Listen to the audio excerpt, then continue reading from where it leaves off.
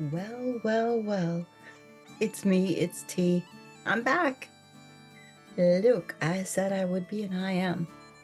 So, I have just finished a funeral. So I have some of my hummingbird tribute necklace on and some of my different colorful yet not colorful clothing on. Just depends on whose funeral it is and what the family likes. I have worn lots of bright colors all the way to black. It just depends on what people like. But I wanted to come on because it's been a while. It's been a good long time, and I think it's time to talk about that one time that I moved from California to England.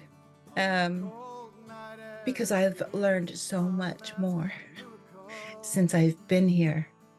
And I thought you might appreciate listening to it. I don't know. I've seen some other channels where they talk about what's it like and what their experiences were like when they came to visit and all of that. And I'm telling you that I moved over here before I ever came to visit. Yes, I am that sort of pioneer woman. I am. I met my husband through his music, and we met up several times in California. We knew it was a match. We fell in love. We got married in Oakland. Um, it was beautiful. And we had our honeymoon in Pacifica. And then January rolled around 16 years ago, and we jumped on an airplane from SFO, San Francisco, to Heathrow, London, and landed. And wow, it was wild. I think sleep deprivation and just the weirdness and time changes and all of that, because we were 8 hours ahead at the time. So I traveled forward in time, and I was still not, I didn't have my bearings. I didn't know, west, north, east, south. I didn't know where I was. Um, Met hubby's beautiful family. They were all waiting, and my husband's mom was there, and I got to meet his side of the family, and they were just beautiful. And my husband's mom, though she's passed, she originally is from Punjab, India. Um, and I stayed with that side of the family, and they were so cute. They were talking about my nose piercing at the time. I didn't have the lip piercing, but they were talking about my nose piercing, and they were good with that. They thought that was all right. I was cool in their books, and oh my gosh, they fed us up. The food was so good, and they were just so sweet. And were we comfortable? And they made us a beautiful bedroom and all of that. And so we stayed and visited and got to meet people and have a lovely dinner and a spread. My gosh, we were spoiled. Um, and then we got up early the next day because it was just like time to go, time to go home. And we had quite a drive ahead of us because we were going to Lancashire. We were going to the northwest, not where London is, folks, the other side of the country. So we had some driving to do, which was really kind of cool because I got to see, like, all the way from London to, the northwest of Lancashire, which is so very different. And but just as to begin the very beginning of it all, um, when we landed, we were getting ready to land, and they were giving us breakfast. And the very first thing they gave us was a little roll with some butter on it. And I was like, is this a snack? What is this? Um, so American. But he's like, no, no, on the European flights, breakfasts are usually, like a baguette and some butter or some cheese, something like that. And I said, oh, okay. I'm learning. Um, when we got off the plane, I immediately needed to go what in America I would have called the bathroom. But as I've been told so many times, darling, there is no bath in here. So the toilet. And you can't believe how cool the toilets are here, okay? If you've not been, now let's just assume you've not been. To those who have been, you know, so don't spoil the surprise.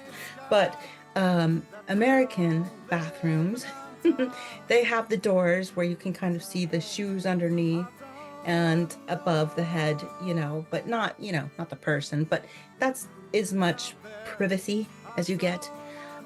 Here in the UK, there are full-on shut doors, and even in some of them, they already had little sinks in there as well, toilet and sink, and a full-on shut door with lock, no feet showing, no head showing, just completely private.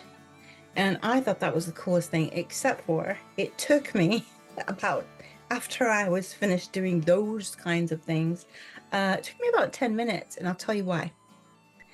Because I could not figure out how to flush the toilet. Because it's not the same. The toilet that I was in, it had this is before they had the wave your hand over things, which most countries do nowadays, just COVID and all that. But this, I was just like, where's the handle? And the water level was very low as well, I'll tell you that. And I was like, this is different. I mean, like, I love the way that the toilets are set up. That's so cool. And like, you just you have your own little space. Um, it took me a long enough time to realize that it was a push button at the top of the toilet. Sometimes they have them on the side, but they're push buttons, and there's like two. One is for the lighter flush and one is for a heavier flush. So you can just be cognizant of how much water you're using.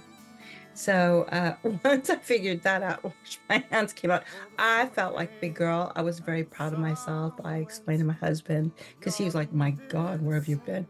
I'm like, "No, no, I didn't know. I didn't know." Everything was a learning experience, right? So we get to our hometown in Lancashire. We're just gonna call it that. The accent there is very, very, very, very different than the accent in London. And the London accent is the one that a lot of you will have heard if you watch telly, the Queen's English. This is Lancashire. It's completely different. And it was harder for me to understand because I'd not heard it before. Maybe some other folks had, and I'd not. And one of the very first things to occur, that was was that hubby finally, I think he stayed home with me for a week, and I like completely redid the house. You know what I mean? Did the whole girly thing. And he went back to work as a music teacher. And I was home, which, I was just like, oh my gosh, I've now reorganized the whole place. What am I going to do? Because I left my job I had in America, obviously. And I had a spousal visa, which meant I could work if I wanted to, but I was just kind of getting my bearings in the UK. Even then, I was still like looking outside, going, where am I? And um, anyway, one night, it's dark because it's winter, it's January. Someone knocks at the door, and I'm like looking through the peephole. I'm like, I don't know who that is. There's some guy out there, and he's saying something to me, and it almost looks like he's got like a ladder with him, and I'm just like, what? And he's saying something about payment, and I'm like, oh, I'm sorry. I'm sorry. Can I help you? And basically, he was saying I needed to pay him because he was washing my windows. And I was like, washing my windows? Some guy's walking around the streets washing windows. And so I called my hubby and I said, hubby, there's a very nice man at the door with a bucket and a ladder. And he says that he's our window washer. And he goes, oh yeah, yeah. He goes, oh, in the top drawer in the kitchen, there's some change for him. Just there's an envelope there. Just give that to him and tell him thank you. And I'm like, okay, first of all, thank you. Second of all, so we have a window washer. And he's like, don't you have window washers in America? And I'm like, well, Yeah, we do. But not everybody does. A lot of us just do it ourselves, like we have all the gear and stuff, unless you live in a big, like, high-rise apartment, or, you know, the housing association you're with does that. We do it ourselves. And he's like, well, that's weird. And I'm like, you're weird. Um, and so I opened the door and I'm like, I'm real sorry. I'm sorry. He was like, what?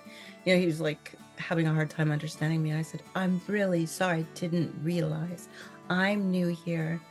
I'm hubby's wife, and I apologize. Here's your pay. And I'll remember this for next time. And he laughed. He was laughing as he walked down the road, because he was walking, not driving. He had a ladder over his shoulder and a pail of water in his hands. And his hands were like hands that have worked a lifetime, and just salt of the earth, okay? Salt of the earth person, whistling away, laughing to himself, up to the next place he wanted to go to collect his money. And that's how he collected his money. It wasn't like we put into his account or anything. It was just coinage and in an envelope, and boom, there you go.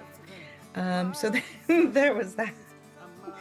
And it was just like, as time went by, little things like that, I was just like, that's different. And so it, things like that, there's doors. We lived in what's called terraced housing. Look it up. Terraced housing. It's kind of, to me, would be like in America, kind of like condos, because there's a whole house in there, but they're all attached up a street. And they're very old, from the 1800s. Um, and a lot of people that lived there, their families lived there, and the houses have been handed down. Um, my husband lived there because he's divorced, and his two little ones lived 2 blocks over, so that we could stay nearby. And so that was good. Um, but it was you walk in and there's a door, and to that right hand side was kind of turned out to be my office. There was a fireplace in there and a window out to the front street, and come out of there. And then there's another door which leads up to the stairs. You shut that door. Then there's another door in front of you, which is into the living room and into the kitchen and to the patio area and closets that goes under the stairs. There's a whole house in there. That was just the first floor. And then the next floor was where the toilet was, and the bath, so the whole bathroom with the shower and a whole bath. And 2 bedrooms were up there, which were for his son and daughter when they came to stay. If they would come to stay, there were the 2 bedrooms there.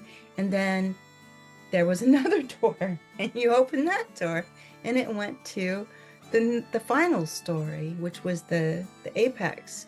And that's where our bedroom was. There was a little winding stairway, and all carpeted, and a bed and windows, pop-up windows. You could see the night sky from there.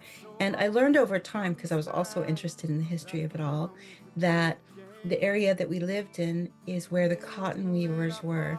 And a lot of the houses that had the bedrooms already made and kind of insulated in that area, they built them because they're so huge. It's not like you could carry one in a cotton weaver machine.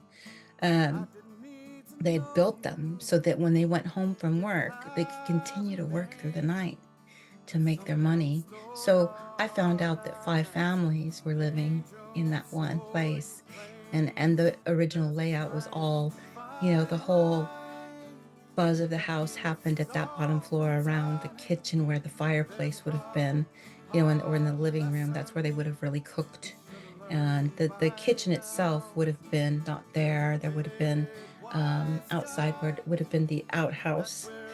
Um, so they inside plumbing is much newer in the UK as it is compared to the US. Um, so it's a different world in a lot of ways. Also, I found Now this is a big one. This is a big one. And now I'm not, hopefully not to insult anybody, just did some studies on this because I think a lot of people might even agree on this. You're probably laughing if you're British, that Americans are really talkative. I know you're going to be shocked, or outgoing or loud. Yeah, it's true. It is true. Not all. There's some very quiet, genteel folk. Not all of us. But I'm a California girl, so yeah, I do like to make fast friends. Um, but I was like trying to kind of make friends with my neighbors, like waving to them. My husband would like grab my hand and put it down and be like so embarrassed because it didn't go like that. It was a very slow moving where your neighbors were kind of like, who's she? And what is she doing here? And I was kind of like, why is it so different? Because I'd lived in California, I'd lived in Alaska, Mississippi, Illinois, New Mexico, Arizona, up in everywhere, man, in the United States anyway. And I was like, why is it so different? And I started reading about the psychology of this and realized that because of the fact that war had hit Britain, the UK, there was a time where people were evacuating even Manchester and taking children out further northwest into the Lancashire Mountains for them to be safe from any bombing. There were places that were completely decimated, and it still lives in people's memories. Whereas in America, as you know, war didn't touch our soil for many, many, many, many years. I'll do some editing. Okay. All right. I had a phone call. All good now. But so where was I? Oh yeah, I was talking about the differences in the two countries, and levels of friendliness or types of friendliness, and my struggle, which was a struggle, and can be still sometimes, to make friends here in IRL. Um, and I found that we were talking about that the pioneer spirit of America, right? Because there is one. And many families came over as pioneers in one form or another. There's a part of my family that came over from Italy, and one that came over from Ireland, and part of the family that was already seemed to be in America somehow, and in the South. And the thing was that people had to make fast friends if you wanted to survive back in those days in America, right? Think about it. If you're out there on the mean roads or in the world, people came and go, and they went quickly. And so you needed to make friends and create a circle so that you'd be safe and you could help feed each other and take care of each other's children and watch over housing and just all that sort of thing. You just became like a unit. And I think we still do it. We do it in so many different ways in America, fast friends. Though sometimes I think we do TMI. We can tend to do. It just seems to be in our nature, not everyone's, but just kind of like as a whole, if we're looking at the differences. Whereas in the UK, here in England, people had to watch if somebody new was moving in to the terraced housing. Who were they? Were they safe? Was it safe to talk to them? Should we tell them anything at all? What if there was danger? What if they were a spy? What if they were from a dangerous group? And that stuck. It stuck. And it became kind of the way of life that you you have your circle, you have your friends and family, and of course you make friends.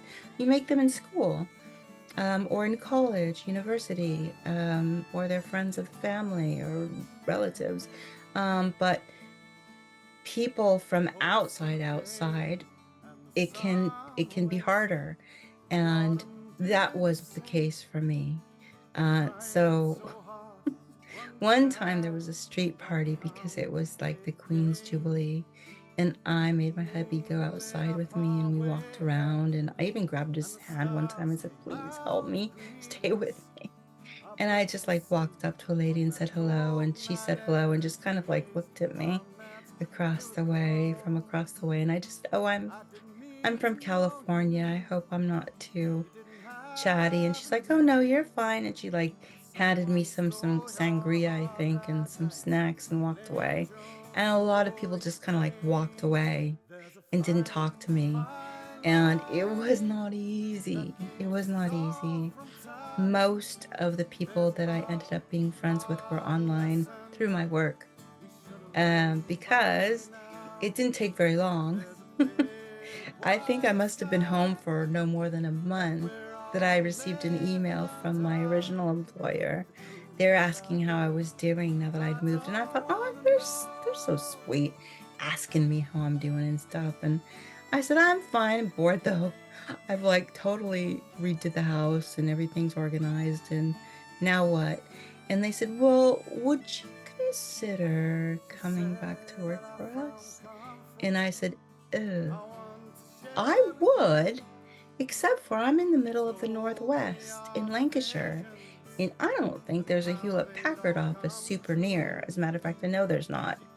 There's not one in Manchester, and there's not one in Erskine, and even that would be, Erskine would be really far, Manchester possibly. Um, but there wasn't one in Manchester. So they said you can work remotely if you want to. And I was like, yes. So they hired me kind of like as a temp for a while there, just a short time, and then they hired me back on, which was wow, what a score. Because we already had our home. Hubby was already working as a music teacher, and I was back to doing what I was doing in the dot-com world, end-to-end process management in operations, enterprise license agreements.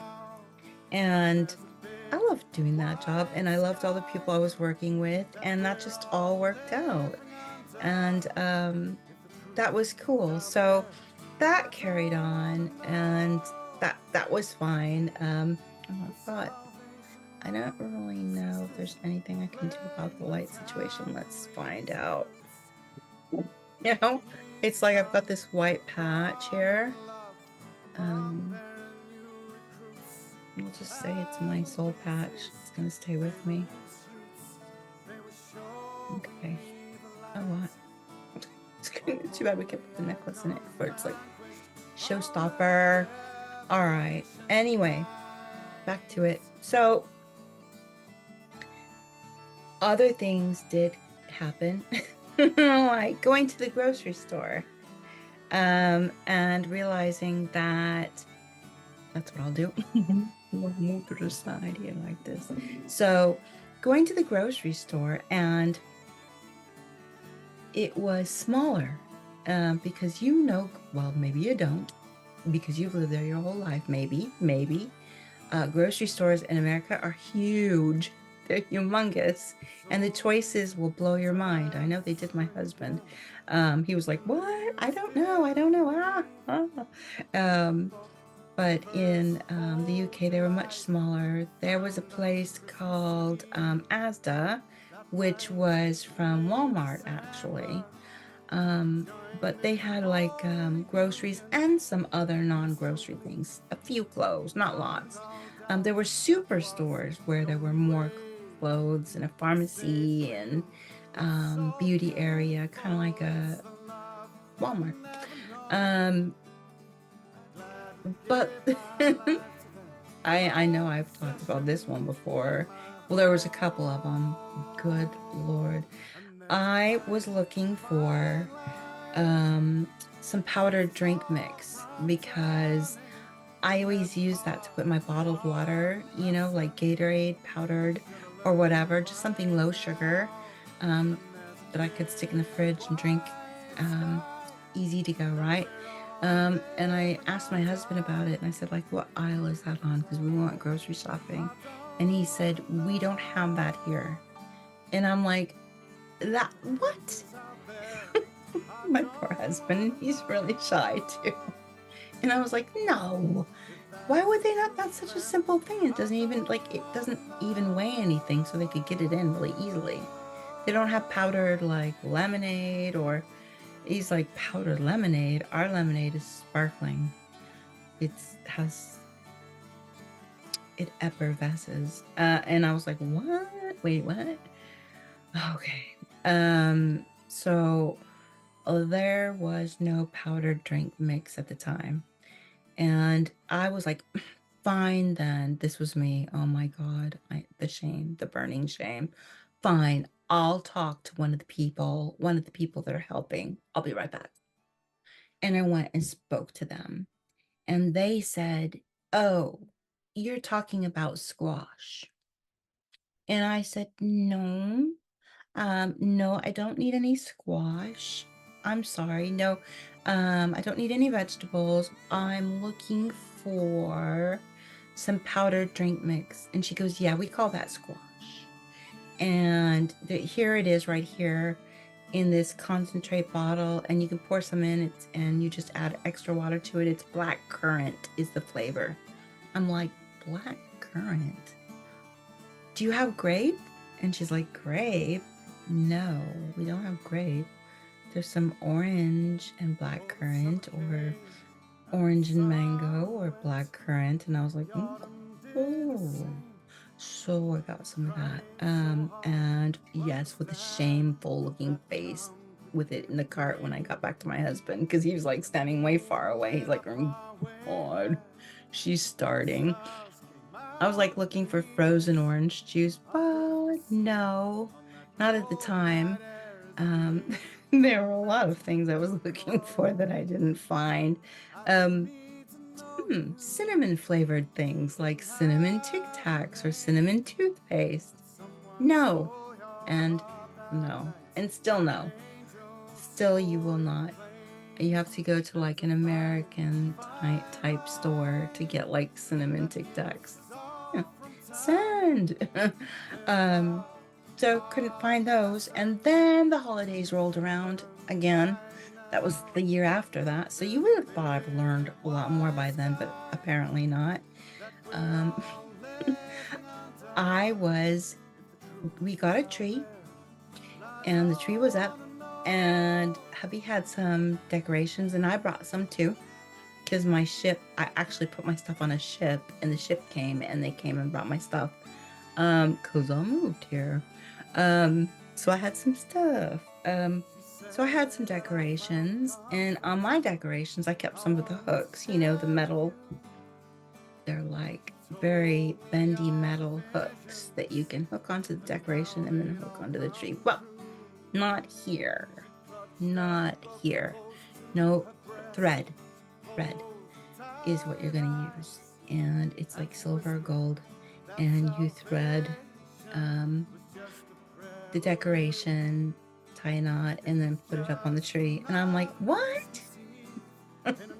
I'm like, but that would take so long. Why would you do that when you could use a hook? I was like really mad. I was like, wait, no. And he goes, we don't have those here. Husband said, again, his famous words. And I'm like, yes, they do. Let's go to the DIY store. They'll have them there. So we went there, and we were getting some Christmas decorations. We used to joke and call them decorations. And I talked to the man, and of course my husband made quick away because he knew I was about ready to like embarrass myself. And I said, do you have any decoration holders, like hooks? A hook that you put on the decoration and then put on the tree. Little metal hooks. And he's like, I think we do. Wait right there. And when he said wait right there, I looked over my shoulder like, I knew that they would have them. Anyway, okay, I'll wait. So I was standing there waiting, and this man brought me one of those big round, like, the things you put in your shower, like to hold things, or wreath holders that you stick on your window that have a big plastic hook. He brought me one of those and handed it to me.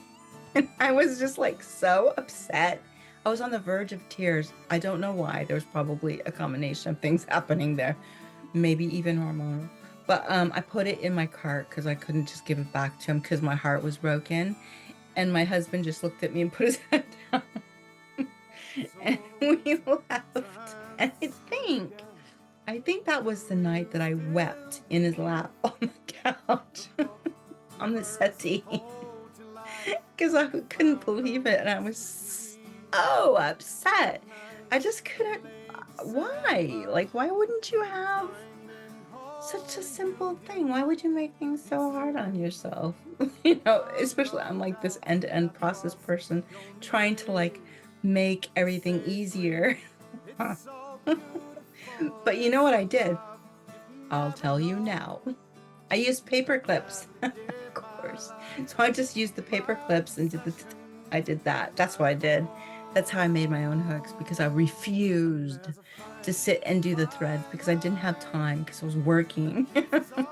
I think like the whole idea of sitting down with the family and doing the threads and everything is part of being together and doing something. But I was just like wanted to get the tree up and ready for the kids to see and all. Anyway, like the drama was real. It was very real. And there were times, and there are still times, that if I'm really, really tired, by the way, I do drive, I have a driver's license. That means I can do roundabouts. But if I'm really, really tired, I will get into the, and say hubby's driving, and I'm supposed to get into the passenger seat. I will get into the driver's seat. And he'll stand there and be like, are you driving? And I'm like, no, just checking. And get into the passenger seat because it's weird. When I first got to Lancashire and we'd go like through roundabouts and stuff like that, I had to stop, like I had to sit on my hands because I wanted to grab his hands because it would scare me, like people coming up on my side, and going the wrong way. Driving on the wrong side of the car, on the wrong side of the street with people passing you on the wrong side. It was all wrong. And it was like, oh my God. I just like, but I had to like get a grip on myself, really. So I sat on my hands until I could like figure it out. And then it took me a long, long time. I think it took me like, was it close to 10 years to learn how to drive? I think it might have been. Um, Maybe longer. And I think it was my husband who suggested get an automatic to learn in. And that's what I did. I learned it in an automatic so that I'd have one less thing to think about because my brain was not 20 anymore. And I can do what we would call a stick shift, right? Or standard, no problem. I had lots of them in America because we have like a little of this and a little of that. But so I used the automatic and I got my driver's license. And from then on, I just used an automatic car, no problem. Did you know that you have to have a different driver's license if you're going to use a standard or stick shift? You can't use the same um, license. Sorry, you can't use the same driver's license for the both. Now, if you have a driver's license for a stick shift standard car, you can drive both that and an automatic. But if you have one for an automatic, you cannot drive a stick shift. And did you know that you can get extra lessons with your driving lesson package to learn to drive on the motorway? Like that's not included. So you don't, as part of your what you pay to learn to drive, they don't take you on the freeway, the motorway. That's different. And I was like, no, that's no problem because see, that's not a problem for me because driving on the freeway motorway to me is like driving in America. You're all going one way, you know, maybe a teeny tiny bit faster in some places not. And there are rules about it's opposite what's the fast lane and what's the slow lane. That's opposite. Um, and you're still driving on the wrong side and the wrong side and the wrong side, which is the right side now. I don't know what I'd do in America right now. I'd have to sit and have a think before I took off driving. Um, somebody would have to watch me. But anyway, yeah, there was so much to learn, so much to experience. Shoe sizes are different, clothes sizes are different. The buttons are on the other side for women's clothing. Just, I'm trying to think of what else. Oh, storage is not something like there's not walk-in closets everywhere. So a lot of people like will buy IKEA, and build their own furniture and have little cubbies and shelves and standing closets and stuff like that. Because that's just not something that they had here. The rooms tend to be smaller. Like I said, everything tends to be a bit smaller. Now, the new builds that they're doing, I think they're adding some closets and doing things like that, but not all, not all. Some of them you still have to bring your closet with you or get one and get your storage and all that. But it's a different world. But I'll tell you, there's some other really lovely things um, around here too. Um, there's more than two, but two that I'm going to tell you. One is that at 4 o'clock on a Sunday, all the grocery stores close. I think except for the co-op. And that's not a big grocery store, that's a small one, but the big shops all close at 4 on a Sunday, so that people can spend time with their families on a Sunday. And so I thought that was the coolest thing. I had never heard of that. And did you know that when people are bagging your groceries, you're bagging your own groceries. They'll help you if you need help, but they get to sit on a stool so that they're not standing on their feet all day. Because I've talked to them before and they're like, well, why would I want to do that? That's bad for your feet. And plus you can just sit on the stool and do the same job. It's no big deal. Um, and I was like, I like that. That's really, really cool. Um, so there's that, and then there's this other little thing. And now, in some places in America, you'll see this, in other places, you won't. And where I grew up, because I grew up in California, we all drove everywhere. And if someone was picking you up from school, then you were going to jump in the car when you saw your mom's car and leave, right? Or you rode your bike or whatever. Here, when it's time, especially for little ones, their parents will walk up to the school gate and wait for them. And the littles will come running up to them with all their pictures and their gubbins and their little lunch boxes. And the mom or dad, it'll be either or. It's an equal mix. Will take the little lunch box and hold the hand of the little one and just let them chirp all the way home, talking to them, and walk them home and get them all cleaned up for a snack and then dinner or tea time. And it's a very family kind of place here. I think it's a family kind of place in America too, just in a different way. Um, Families here tend to be really looking out for um, their children's futures. They do too in America as well, but they do things like try to make sure that their child can get their first home, a house. Now, let's face it, folks, in America, to get a house, a real house of your very own, is a big, big deal. Here in the UK, lots of people, their families, have been saving for them, or they move out and give their children the house that they're in. And they live like in a smaller, they downsize and give the house to their children, and they just let that house be in the family for generations. Not all, still some people are struggling financially. Economics are just as tough here as they are in America, but it's just that kind of mentality of watching over each other. And again, I do think it has to do with the trauma of war and all that went with it being closer than it was for America. And Americans are go-getters. I'll do it, I'll work. Another thing is work, workaholism, work addiction, and insurance, medical insurance, health insurance. In the UK, there is the NHS. Love it or leave it, it is there for you. If you lose your job, you will not lose your health as far as your right if you need cancer treatment or you have a heart problem, you will be seen.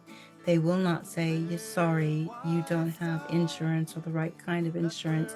You're going to have to go live in your car, sell your car, or not live." Um, so things have changed. They're different here through the NHS. The US is working on that, and I hope that it can come true um, there. We have a lot to work on our NHS. It is not perfect. It's overstrained. That's a fact. There's some bad things that have gone on, but the idea is a good idea personally. That's just me. And it's okay if you have your own views too. But if you think about the way that we work, this also is different. You get like about 28 to 30 days time off every year here in the UK. Yeah, you do. You get that many days off for your health, for holiday time, time to take up with your family. Take that time off. Um, in the US, it's a lot different.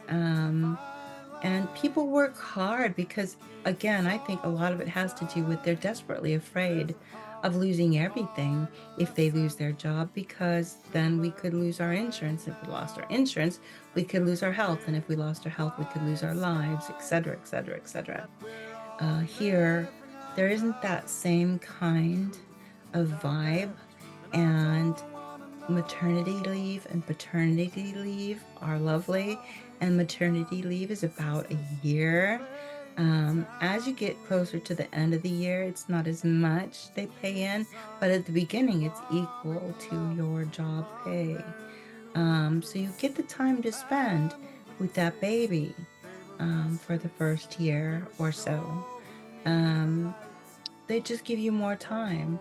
And they also make sure that there's paternity leave as well, in case the father would like to take some time too. So they include the family in this. So there's some really lovely things. And of course, I'll do one on Americans one day too, just so that people who are in the UK can learn a little bit about us in our ways too, our nifty little ways that we have. Both sides have beautiful and wonderful things, but I really wanted to share these little pieces with you, pieces of England with you that I've come to find out about. And I hope you enjoyed it, and I hope you were entertained, because I was entertained. And sorry about that phone. I'll edit that to the best of my ability. I'm not perfect at this, you know that. But anyway, thank you for watching as always, and I will be seeing you very soon. Bye for now.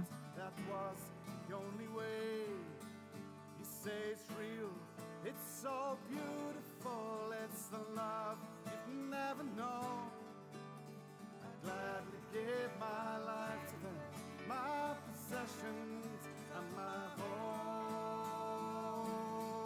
And there's a fine, fine line that keeps us all from turning. And there's a hard, hard lesson we should have learned by now.